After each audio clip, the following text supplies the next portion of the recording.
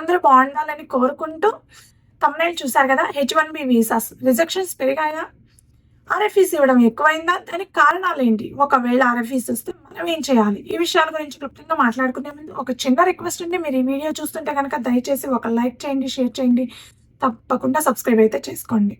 ఇప్పుడు అసలు విషయం గురించి మాట్లాడుకుందాం. ఆర్ఎఫ్ఈస్ ఇవ్వడం ఎక్కువైందా, రిజెక్షన్ రేషియో పెరిగిందా, దానికి కారణాలేంటి? దానికి చాలానే రీజన్స్ ఉన్నాయండి, కానీ నేను కొన్ని ఇంపార్టెంట్ రీజన్స్ మాత్రమే చెప్తున్నాను. అందులో ఫస్ట్ది స్పెషాలిటీ ఆక్యుపేషన్.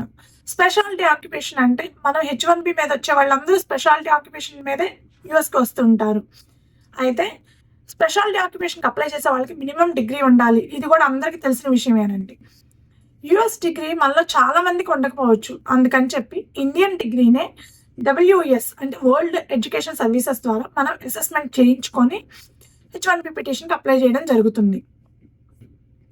అయితే ఈ పాయింట్ మీద ఆర్ఎఫ్ఈస్ ఇవ్వడం ఇప్పుడు ఎక్కువైంది. ఎందుకు అని అంటే బైడెన్ ఒక రూల్ చేయడం జరిగింది రీసెంట్గా. మన ఎడ్యుకేషన్ మన జాబ్ ప్రొఫైల్ మ్యాచ్ అవ్వాలి, ఎక్కడ మిస్ మ్యాచ్ అవ్వకూడదు అని. ఈ రూల్ యాక్చువల్గా అయితే January 17th నుంచి ఫుల్ ఫ్లెడ్జ్డ్గా ఇంప్లిమెంట్ అవుతుంది. కానీ ఆ లోపే ఈ పాయింట్ మీద ఆర్ఎఫ్ఈస్ ఇవ్వడం స్టార్ట్ అయ్యింది. దీనికి ఒక చిన్న ఎగ్జాంపుల్ చెబుతానండి. మనం మెకానికల్ ఇంజనీరింగ్ చదివి, మెకానికల్ ఇంజనీరింగ్ అంటే ఆటోమొబైల్ సంబంధించిన వాళ్ళు జావా డెవలపర్గా వర్క్ చేస్తున్నా, లేదంటే MBA చదివి మేము పైథాన్ డెవలపర్గా వర్క్ చేస్తున్నామన్నా, లేదంటే సివిల్ ఇంజనీరింగ్ చదివి మేము .NET డెవలపర్గా వర్క్ చేస్తున్నామన్నా, లేదంటే ఇంకొకటి ఏదో చదివి మేము టెస్టింగ్ మీద వర్క్ చేస్తున్నామన్నా, ఇవి కంప్లీట్గా మిస్ మ్యాచ్ అయ్యేది. అలా మిస్ మ్యాచ్ అయితే కనుక మన ఎడ్యుకేషన్, మన జాబ్ ప్రొఫైల్ ఖచ్చితంగా ఆర్ఎఫ్ఈస్ పడుతుంది. ఇవి ఆల్రెడీ స్టార్ట్ అయిపోయినాయి అంటే ఇంకా పెరిగే ఛాన్సే ఉంది. ఈ పాయింట్ మీద రిజెక్షన్స్ కూడా పడే ఛాన్స్ ఉంది. ఈ పాయింట్ మీద ఆర్ఎఫ్ఈస్ ఎక్కువ అయ్యే ఛాన్స్ కూడా ఉంది. దీనికి ఒక మాట కూడా చెప్తానండి. ఎందుకంటే మాకు తెలిసిన వాళ్ళకి వేరే స్టేట్లో ఉంటారు. మాకు తెలిసిన వాళ్ళు రీసెంట్గా మాకు చెప్పి 8 or 9 days అయింది. వాళ్ళు 2.8 years ఏమవుతుంది ఇక్కడికి వచ్చి. సో రెన్యూవల్కి వెళ్ళారు. రెన్యూవల్కి వెళ్ళినప్పుడు అతనికి ఆర్ఎఫ్ఈ పడింది. ఎందుకు అని అంటే ఆయన ఎడ్యుకేషన్, ఆయన జాబ్ ప్రొఫైల్ మిస్ మ్యాచ్ అయింది. సో ఆర్ఎఫ్ఈ ఇవ్వడం జరిగింది, రిక్వెస్ట్ ఫర్ ఎవిడెన్స్. ఆయన ఇప్పుడు ఆర్ఎఫ్ఈని క్లియర్ చేసుకోవాలి. మనకి ఆల్రెడీ యూఎస్ వచ్చిన వాళ్ళైతే వాళ్ళకి రెన్యూవల్ టైము అంటే మన వీసా టైం అనేది ఒకటి ఉంటుంది. ఆ వీసా అయిపోయే లోపే ఈ ఆర్ఎఫ్ఈ క్లియర్ చేయించుకొని మనం రెన్యూవల్ అవ్వాలి. అలా అవ్వాలి అని అంటే మనం దానికి సంబంధించిన మొత్తం సపోర్టింగ్ డాక్యుమెంట్స్, మన ఎడ్యుకేషనల్ డాక్యుమెంట్స్ కానీ, మన జాబ్ డ్యూటీస్ కానీ, ఎక్స్పీరియన్స్ లెటర్స్ కానీ క్లియర్గా మెన్షన్ చేసి ఉండాలి. అవి సబ్మిట్ చేయాలి. దీనికి నా పర్సనల్ ఒపీనియన్ ఏంటంటేనండి, ఈ పాయింట్ మీద ఎవరికైనా ఆర్ఎఫ్ఈ వస్తే మనం ఎంత సపోర్టింగ్ డాక్యుమెంట్స్ అన్ని కలెక్ట్ చేసి సబ్మిట్ చేసినా ఎక్కడో ఒక చోట ఏదో ఒక బై మిస్టేక్గా 1 or 2 డాక్యుమెంట్ మిస్ చేస్తే అది అలాగే కంటిన్యూ అవుతుంది. ఈలోపు మన వీసా కూడా ఎక్స్పైరీ అయిపోతుంది. అలా కాకుండా త్రూ ఇమిగ్రేషన్ లాయర్స్ ద్వారా మీరు ప్రొసీడ్ అయితే వాళ్ళకి ఆల్రెడీ ఒక ప్రాసెస్ తెలుసు కాబట్టి చాలా ఫాస్ట్గా మన వీసా అనేది ఎక్స్పైరీ అవ్వకముందే చాలా ఫాస్ట్గా వాళ్ళు క్లియర్ చేసే ఛాన్స్ ఉంది. కాబట్టి మీరు ఎవరికైనా సరే ఈ పాయింట్ మీద ఆర్ఎఫ్ఈస్ పెడితే కనుక త్రూ ఇమిగ్రేషన్ లాయర్స్ ద్వారా మీరు ప్రొసీడ్ అయితే బెటర్ అనేది జస్ట్ నా ఒపీనియన్ అని మాత్రమేనండి. ఒకవేళ ఫస్ట్ టైం ఇండియా నుంచి యూఎస్ వచ్చే వాళ్ళైతే కనుక వాళ్ళు కంపెనీ లాయర్స్ ద్వారా వీసా ఇంటర్వ్యూకి వెళ్ళే ముందే ఒకసారి చెక్ చేసుకోండి. ఒకవేళ ఆర్ఎఫ్ఈ పడితే మీ కంపెనీ లాయర్ ద్వారా కానీ, లేదంటే మీ ఇమిగ్రేషన్ లాయర్ ద్వారా కానీ క్లియర్ చేసుకోవడానికి ట్రై చేయండి. చాలా ఫాస్ట్గా అయిపోయే ఛాన్స్ ఉంది. ఇది ఫస్ట్ పాయింట్. సెకండ్ పాయింట్ వచ్చేసి వేజెస్ వల్ల కూడా ఆర్ఎఫ్ఈస్ ఇచ్చే ఛాన్స్ ఉందండి.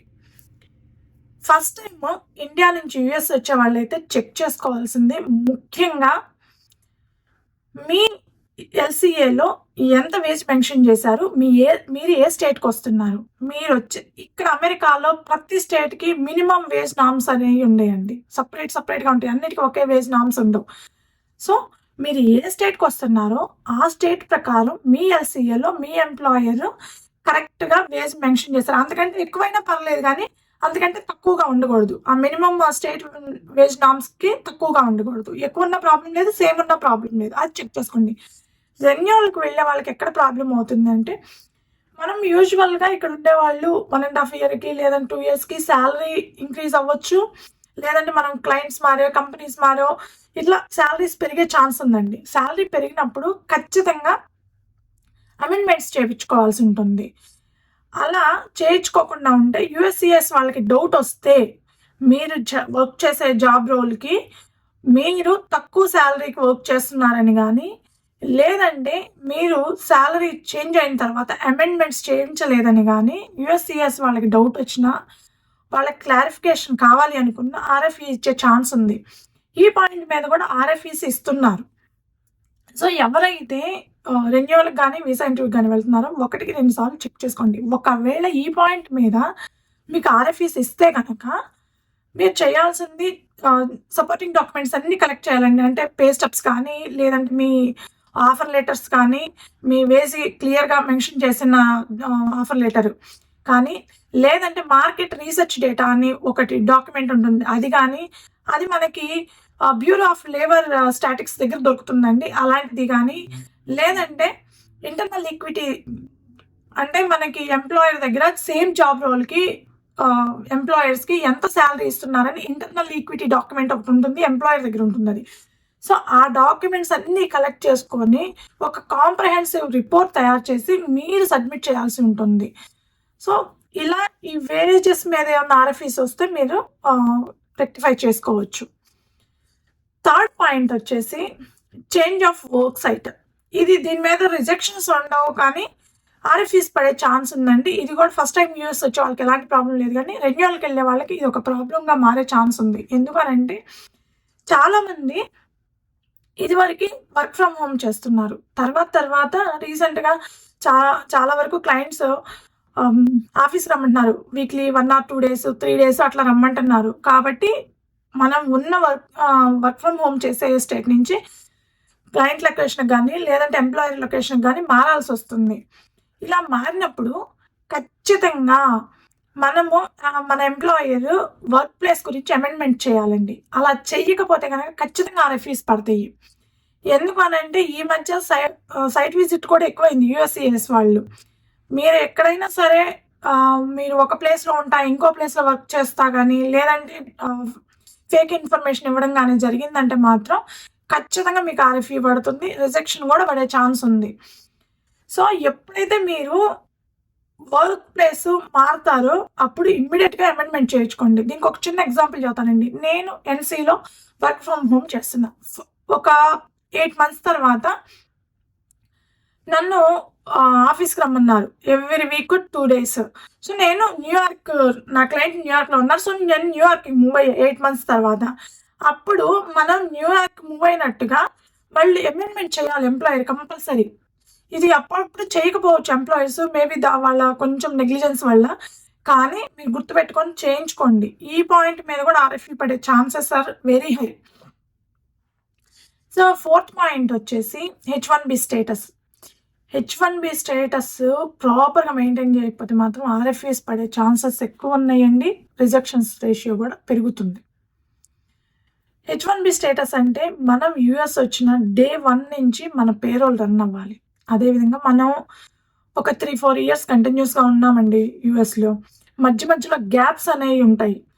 కంపెనీ మారినప్పుడు కానీ ఈ గ్యాప్స్ ఎట్టి పరిస్థితుల్లో 2 మంత్స్‌కి మించి ఉండకూడదు. అంటే 60 డేస్‌కి మించి ఉండకూడదు. ఒకవేళ మించితే మాత్రం మీకు ఖచ్చితంగా రిజెక్ట్ అవుతారు. లేదంటే ఆర్ఎఫ్ఈ అయినా పడుతుంది గ్యారంటీగా. ఈ 60 డేస్‌కి తక్కువ ఉన్నా కూడా ఆర్ఎఫ్ఈ పడే ఛాన్స్ ఉందండి. అందువల్లే హెచ్-1బీ స్టేటస్ అనేది కంటిన్యూస్‌గా మెయింటైన్ చేసుకోండి. ఎక్కడ గ్యాప్స్ లేకుండా చూసుకోండి. గ్యాప్స్ ఉంటే మాత్రం అది ప్రాపర్ గ్యాప్ చూయించుకోవాల్సి ఉంటుంది. దీని మీద ఆర్ఎఫ్ఈస్ ఖచ్చితంగా ఇస్తారండి. ఇచ్చినప్పుడు ఆ గ్యాప్ ఎందుకు వచ్చింది అనేది ప్రాపర్‌గా చూయించుకోవాలి. లేదంటే గనక మీకు తర్వాత రిజెక్షన్ పడే ఛాన్స్ ఉంది. సో, ఎప్పుడైనా గుర్తుపెట్టుకోండి. కొత్తగా వచ్చే వాళ్ళైనా, రెన్యువల్‌కి వెళ్ళే వాళ్ళైనా మీ హెచ్-1బీ స్టేటస్ కంటిన్యూస్‌గా మీ పేరోల్ కంటిన్యూస్‌గా రన్ అయ్యేలా చూసుకోండి. ఎక్కువ గ్యాప్స్ లేకుండా చూసుకోండి. ఇకపోతే ఫిఫ్త్ పాయింట్ వచ్చేసి అవైలబిలిటీ ఆఫ్ వర్క్ అండి. ఈ అవైలబిలిటీ ఆఫ్ వర్క్ కింద ఆర్ఎఫ్ఈస్ ఇచ్చే ఛాన్స్ ఎక్కువగా ఉంది. ఎందుకు అనంటే యూఎస్‌సీఎస్ వాళ్ళకి డౌట్ వస్తే ఈ పాయింట్ మీద మనకి ఆర్ఎఫ్ఈస్ ఇస్తారు. ఎలా అంటే మనం నిజంగా జాబ్ చేస్తున్నామా లేదా? మన క్లయింట్ నిజమా కాదా? త్రూ షెల్ కంపెనీస్ ద్వారా ఏమైనా వర్క్ చేస్తున్నారా?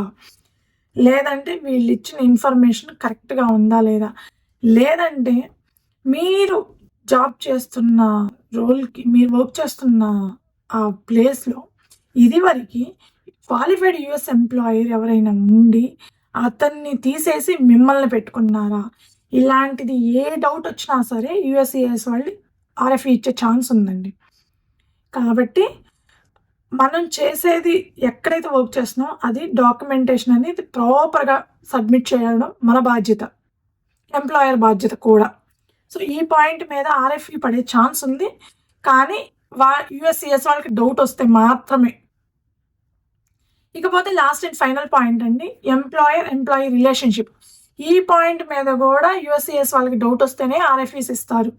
ఎలా అంటే మన ఎంప్లాయరు జస్ట్ నామకే వాస్తీగా ఒక షెల్ కంపెనీ లాగా ఉండి మనం థర్డ్ పార్టీ దగ్గర వర్క్ చేస్తూ, థర్డ్ పార్టీ పేరోల్లో వర్క్ చేస్తూ వాళ్ళ దగ్గరే పేరోల్ రన్ చేయించుకుంటా ఉండి మన ఎంప్లాయర్ వేరుగా ఉంటే గనక, అంటే మనం ఫేక్ ఇన్ఫర్మేషన్ ఇస్తున్నాము, మనం షెల్ కంపెనీ ద్వారా మొత్తం అంతా రన్ చేసుకుంటున్నామని యూఎస్సిఎస్ వాళ్ళకి డౌట్ వస్తే కనుక ఖచ్చితంగా ఆర్ఎఫ్ఈ ఇస్తారు, లేదంటే డైరెక్ట్గా రిజెక్ట్ చేసేస్తారు. ఇవి ఛాన్సెస్ ఉన్నాయండి. కాకపోతే ఈ పాయింట్ మీద చాలా తక్కువ ఆర్ఎఫ్ఈస్ పడేది, ఎందుకంటే ఇక్కడికి వచ్చిన వాళ్ళు అందరూ చాలా జాగ్రత్తగానే అవన్నీ చూసుకుంటూ ఉంటాం కాబట్టి. బట్ ఎవరైతే ఫేక్ ఇన్ఫర్మేషన్, ఫేక్ ఎక్స్పీరియన్స్ పెడతారో వాళ్ళకి కొంచెం ప్రాబ్లం అయ్యే ఛాన్స్ ఉందనమాట. సో ఈ మెయిన్ పాయింట్స్ మీద ఆర్ఎఫ్ఈస్ పట్టము, రిజెక్షన్స్ పట్టడం ఎక్కువైందండి. ఈ పాయింట్స్ మీద ఇంకా ఉండే కొన్ని ఆర్ఎఫ్ఈస్ పడే ఛాన్స్ ఆర్ఎఫ్ఈస్ ఎక్కువయ్యే ఛాన్స్ ఉంది, రిజెక్షన్స్ కూడా పెరిగే ఛాన్స్ ఉంది. సో ట్రంప్ రేపు జనవరి 20 తర్వాత ప్రమాణ స్వీకారం చేసిన తర్వాత ఆయన ఏమన్నా నిర్ణయాలు, చేంజెస్, రూల్స్ అండ్ రెగ్యులేషన్స్ ఏమన్నా మారిస్తే వీటి పర్సంటేజ్ పెరగడం కానీ తగ్గుముఖం పట్టడం కానీ జరుగుతుంది. అయితే ఫస్ట్ టైం ఎవరైతే ఇండియా నుంచి యూఎస్ రావడానికి స్టాంపింగ్కి వెళ్తున్నారో వాళ్ళు ముఖ్యంగా చూసుకోవాల్సిన కొన్ని పాయింట్స్ ఉన్నాయండి. అదేమిటి అంటే,